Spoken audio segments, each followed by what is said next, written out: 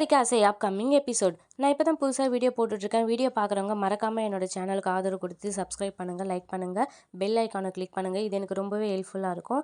Video இன்ட்ரெஸ்டிங்காக இருக்கணும்னு சொல்லிட்டு நடுவில் ஒரு விடுகதை கேட்டிருப்பேன். அந்த விடுகதையை பார்த்தோன்னே யார் ஆன்சர் கண்டுபிடிச்சிங்கன்னு கமெண்ட் பண்ணுங்கள். ஆன்சர் தெரியாதவங்க வீடியோ கடைசியில் பார்த்து தெரிஞ்சுக்கோங்க. ரோகிணிக்கு கனகா பார்த்தீங்கன்னா மேக்கப் போட்டு விட்டுடுறாங்க. மேக்கப் போட்டு விட்டதுக்கப்புறம் பார்த்தீங்கன்னா கண்ணாடியில் பாருன்னு சொல்கிறாங்க. கனகா கண்ணாடியில் பார்த்துட்டு பார்த்தீங்கன்னா அந்த மேக்கப்பை தேய்க்கிறாங்க. அப்படிலாம் பண்ணக்கூடாது, அப்படிலாம் பண்ண மேக்கப் கலைஞ்சிரும் அப்படின்னு சொல்லிட்டு அதுக்கப்புறம் பார்த்தீங்கன்னா ரொம்ப அழகாக இருக்குது அப்படின்னு சொல்கிறாங்க. உடனே பார்த்தீங்கன்னா நான் இவங்களை ஒரே ஒரு ஃபோட்டோ எடுத்துக்குவான்னு சொல்லிட்டு ரோகிணி பார்த்தீங்கன்னா கனகாவை ஃபோட்டோ எடுக்கிறாங்க. தேவிகா பார்த்தீங்கன்னா என் பொண்ணை ரொம்பவே அழகாக ரெடி பண்ணியிருக்கீங்க ரோகிணி, தேங்க்ஸ் அப்படின்ற மாதிரி சொல்கிறாங்க. பரவாயில்ல மேம், இருக்கட்டும், என் வேலை தானே அப்படின்னு சொல்லிட்டு அதுக்கப்புறம் பார்த்தீங்கன்னா அங்கேருந்து ரோகிணி சரி மேம் நான் கிளம்புறேன் அப்படின்னு சொல்கிறாங்க. ஏன் இருங்க, இருந்து சாப்பிட்டுட்டுலாம் போங்க அப்படின்னு சொல்கிறாங்க. இல்லை மேடம் நான் கிளம்புறேன், எனக்கு வேறு ஒரு அப்பாயின்மெண்ட் இருக்குது அப்படின்னு சொல்கிறாங்க. சரி நான் உங்களுக்கு கேஷ் வந்து ஆன்லைனில் அனுப்பிச்சி விட்டுறேன் அப்படின்னு சொல்கிறாங்க. அதுக்கப்புறம் பார்த்தீங்கன்னா ரோகிணி அங்கேருந்து கிளம்பிடுறாங்க. ரோகிணி கிளம்பி வெளியே வரும்போது பார்த்தீங்கன்னா கரெக்டாக சந்தோஷ் வராரு. சந்தோஷை பார்த்துடுறாங்க. சந்தோஷை பார்த்துட்டு நீ என்ன இங்கே அப்படின்னு சொல்லி கேட்குறாங்க. நீ என்ன இங்கேன்னு அவர் கேட்குறாரு.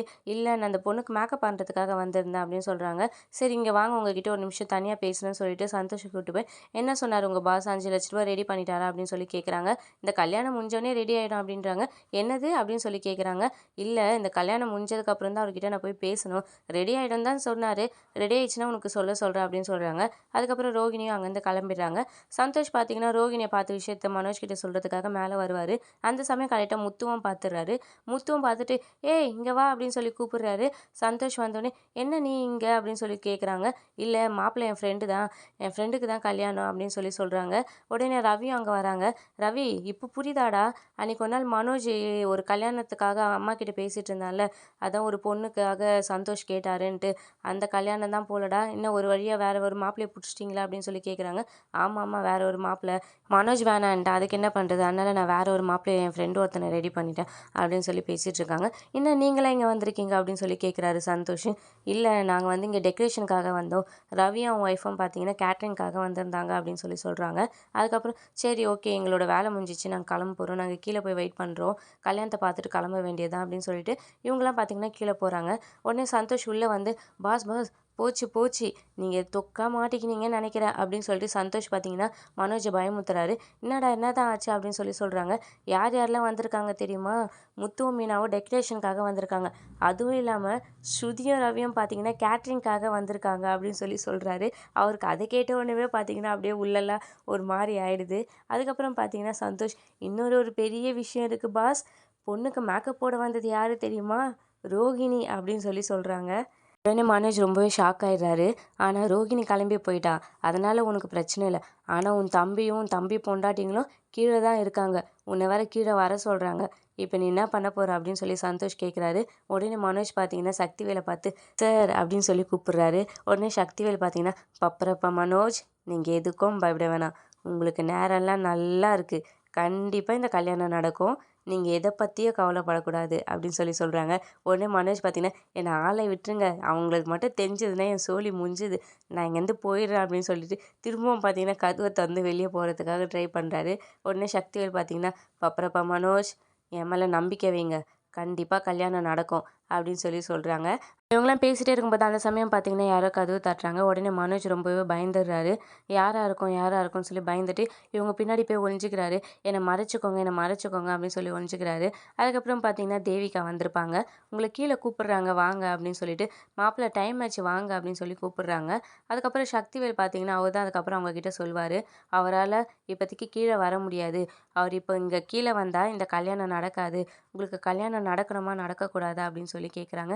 ஏன் என்னாச்சு, கண்டிப்பாக நடக்கணும், ஆனால் அதில் ஒரு சிக்கல் இருக்குது, இந்த வீட்டுக்கு டெக்கரேஷன் பண்ண வந்தவங்களும் கேட்ரிங் சர்வீஸ்க்காக வந்த அந்த முத்து மீனா ஸ்ருதியும் ரவியும் பார்த்தீங்கன்னா இவரோட கூட பிறந்த தம்பிங்க, அவங்களுக்கு மட்டும் டைவர்ஸ் வாங்காமல் இவர் கல்யாணம் பண்ணுற விஷயம் தெரிஞ்சால் கண்டிப்பாக இந்த கல்யாணத்தை நடக்க விட மாட்டாங்க, அவங்க இங்கேருந்து போனால் மட்டும்தான் இவரால் இப்போ கீழே வந்து மேரேஜ் பண்ணிக்க முடியும் அப்படின்னு சொல்கிறாங்க. தேவிகாவுமே ரொம்பவே ஷாக் ஆயிடுறாங்க. அப்படின்னா சரி நான் அவங்கள அமுச்சு வைக்கிறேன். கண்டிப்பாக அவங்க இங்கேருந்து போயிடுவாங்க. அவங்கள அமுச்சிட்டு நான் வந்து உங்கள கூப்பிடுறேன் அப்படின்னு சொல்லிட்டு தேவிகா பார்த்தீங்கன்னா கீழே இறங்கி வராங்க.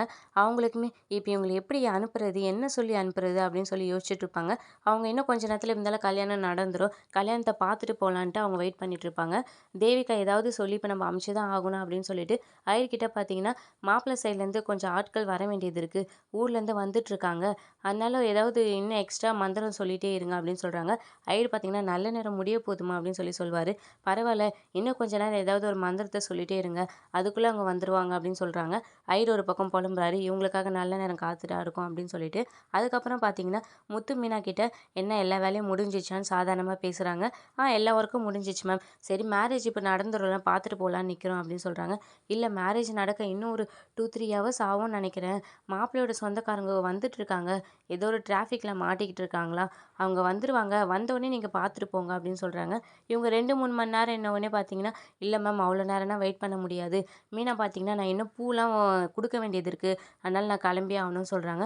ஸ்ருதியும் ரவியும் பார்த்தீங்கன்னா, "இல்ல நான் ஹோட்டலுக்கு போயே ஆகணும் மேம். இப்போ உடனே நடந்துரும் தான் நாங்க வெயிட் பண்ணோம். ஆனா 3 ஹவர்ஸ் ஆகும்னா எங்களால வெயிட் பண்ண முடியாது. நாங்க கிளம்பி தான் ஆகணும். இன்னொரு நாள் வேணா நாங்க வந்து பார்க்குறோம்" அப்படின்னு சொல்லிட்டு அதுக்கப்புறம் பார்த்தீங்கன்னா, அவங்களே கிளம்பிடுறாங்க. இவங்களும் சரி அப்பா அவங்க கிளம்பிட்டாங்க. இதுக்கப்புறம் எந்த பிரச்சனையும் இல்லைன்னு சொல்லிட்டு மனோஜை கீழே வர சொல்றாங்க. சந்தோஷம் கீழ வந்து பார்த்துட்டு போய் சொல்லுவாரு. அவங்கலாம் கிளம்பிட்டாங்க. இப்ப எந்த பிரச்சனையும் இல்ல. வாங்க போலாம் அப்படின்னு சொல்லிட்டு மனோஜ கீழ கூட்டிட்டு வராங்க. முத்துவும் மீனாவும் பார்த்தீங்கன்னா, வாசல் வரைக்கும் போயிடுவாங்க. அதுக்கப்புறம் முத்து பார்த்தீங்கன்னா, "பர்ஸ் எடுத்துட்டு வந்தியா எங்க?" அப்படின்னு சொல்லி கேட்பாங்க. "ஐயோ! நாங்க மேலேயே வச்சுட்டு வந்துட்டேங்க" அப்படின்னு சொல்லி சொல்றாரு. அதுக்கப்புறம் பார்த்தீங்கன்னா, "சரி இரு நான் போய் எடுத்துட்டு வரேன்னு" சொல்லிட்டு முத்து எடுத்துட்டு வரதுக்காக உள்ள வராங்க. கரெக்ட்டா மனோஜும் மாடியிலேருந்து கீழ இறங்கி வராங்க. மனோஜ் பார்த்தீங்கன்னா, கீழ இறங்கி வரும்போது முத்து உள்ள வரத பார்த்துட்டு டக்குன்னு கீழ இந்த ரூம்குள்ள போய் பூந்துர்றாரு.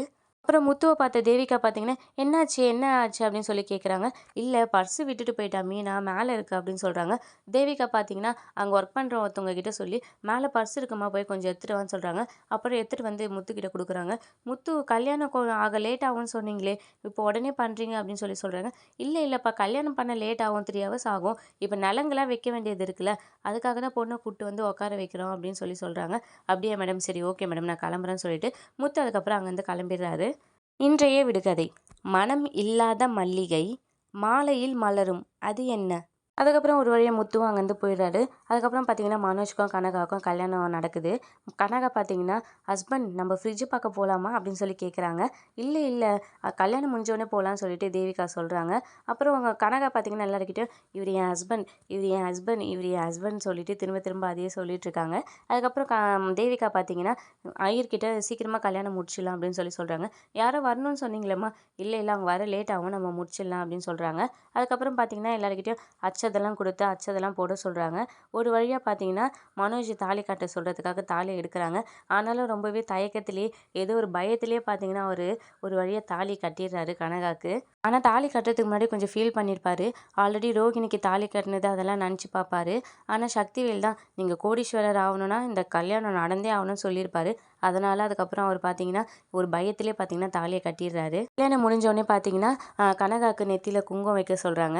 குங்குமம் வைக்கிறதுக்காக மனோஜ் வரும்போது பார்த்தீங்கன்னா, கனகா அவர் மடியிலேயே படுத்துடுறாங்க. அப்புறம் பார்த்தீங்கன்னா, "தேவிகா இப்படிலாம் பண்ணக்கூடாது. கம்முனு உட்காரு" அப்படின்னு சொல்றாங்க. அதுக்கப்புறம் குங்குமம்லாம் வச்சதுக்கப்புறம் தேவிகா பார்த்தீங்கன்னா, "கோயிலுக்கு போணும் கல்யாணம் முடிஞ்சோனே" அப்படின்னு சொல்லி சொல்றாங்க.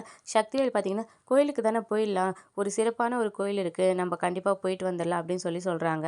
என் பொண்ணோட கல்யாணம் ரொம்ப நல்லபடியா முடிஞ்சிச்சு. ரொம்பவே சந்தோஷமா இருக்கு. நீங்க நல்லா இருக்கணும் மாப்பிள்ளன்னு சொல்லிட்டு மனோஜ பார்த்தீங்கன்னா, அவங்க வாழ்த்துறாங்க. அதுக்கப்புறம் கோயிலுக்காக எல்லாருமே கிளம்புறாங்க. அதுக்கப்புறம் பார்த்தீங்கன்னா, விஜயாவையும் பார்வதியும் காட்டுறாங்க. அவங்க மனோஜ்காக கோயிலுக்கு போகணும்னு சொல்லியிருப்பாங்கல்ல, அதுக்கு கூட பார்வதிய கூட்டிட்டு போயிருப்பாங்க. "நான் வந்த மாரி எல்லா பூஜையும் நல்லபடியா முடிஞ்சுது பார்வதி. சீக்கிரமா இதே மாரி மனோஜுக்கு மட்டும் ஒரு கல்யாணம் ஆயிடுச்சுன்னா, ரொம்பவே சந்தோஷமா இருக்கும்" அப்படின்னு சொல்றாங்க. உடனே பார்வதி பார்த்தீங்கன்னா, "என்ன விஜயா உனக்கு ஜெயிலுக்கு போகணும்னு ஆசையா இருக்கா? இன்னும் அவனுக்கு டைவர்ஸே கிடைக்கல. அதுக்குள்ள கல்யாணத்த பத்தி பேசுற" அப்படின்னு சொல்லி சொல்றாங்க. விஜயா உடனே பார்த்தீங்கன்னா சோகமாயிடுறாங்க. அந்த சமயம் பார்த்தீங்கன்னா, மனோஜ், கனகா, அவங்க ஃப்ரெண்ட்ஸ், அவங்க அம்மாலாம் பார்த்தீங்கன்னா கோயிலுக்கு வராங்க. விஜயா வந்திருக்க அதே கோயிலுக்கு அவங்களும் வராங்க. கனகாவோட அம்மா பார்த்தீங்கன்னா, சக்திவேல் கிட்ட, "இதான் நீங்க சொன்ன கோயிலா?" அப்படின்னு சொல்லி கேட்குறாங்க. "ஆமா, இதுதான் நான் சொன்ன கோயிலு. ரொம்பவே சக்தி வாய்ந்த கோயில்" அப்படின்னு சொல்றாங்க. "சரி நான் போய் அர்ச்சனை வாங்கிட்டு வந்துடுறேன். நீங்க உள்ள போங்க" அப்படின்னு சொல்றாங்க. இவங்க எல்லாருமே பார்த்தீங்கன்னா உள்ள போறாங்க. மனோஜ் பார்த்தீங்கன்னா சந்தோஷ் கிட்ட நீங்கள் கனகா உள்ளே கூட்டு வாங்க அப்படின்னு சொல்கிறாங்க. அவர்லாம் நான் தான் பாடி கார்டா, சரி வா போவோம் அப்படின்னு சொல்லிட்டு கனகாவை அவரும் உள்ளே கூட்டு போகிறாரு. அதுக்கப்புறம் பார்வதியையும் விஜயாவும் காட்டுறாங்க.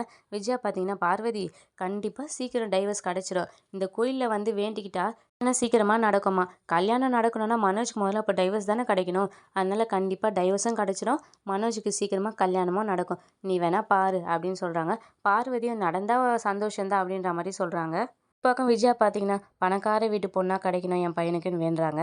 இங்கே மனோஜ் பார்த்தீங்கன்னா, சக்திவேல் கிட்ட, சார் நீங்கள் சொன்ன மாதிரி கல்யாணம் ஆயிடுச்சு. நான் கோடீஸ்வரனா ஆயிடுவேனா அப்படின்னு சொல்லி கேட்குறாங்க. என்ன மனோஜ் இப்படி கேட்குறீங்க? உங்களுக்கு அதிர்ஷ்டம் அடிச்சு 1 மணி நேரம் ஆகுது. அங்கே வீட்டுக்கு ஒரே பொண்ணு. அவங்களுக்கான எல்லா கோடிக்கணக்கான சொத்துமே உங்களுக்கு தான். நீங்கள் எதை பற்றியும் கவலைப்படாதீங்கன்னு சொல்கிறாங்க. மனோஜ் அப்படியே புன்னகையாக சிரிக்கிறாரு. அப்படியே பார்த்தீங்கன்னா, என்னோட எபிசோட முடிக்கிறாங்க. இனி அடுத்தடுத்து வரும் விறுவிறுப்புகளையும் சுவாரஸ்யங்களையும் ஷார்ட் அண்ட் ஸ்வீட்டாக தெரிஞ்சுக்க மறக்காமல் என்னோட இந்த புது சேனலை சப்ஸ்கிரைப் பண்ணுங்கள், லைக் பண்ணுங்கள், பெல் ஐக்கானை கிளிக் பண்ணுங்கள். என்னோட சேனலுக்கு ஆதரவு கொடுங்க. விடுகதையின் விடை தீபம்.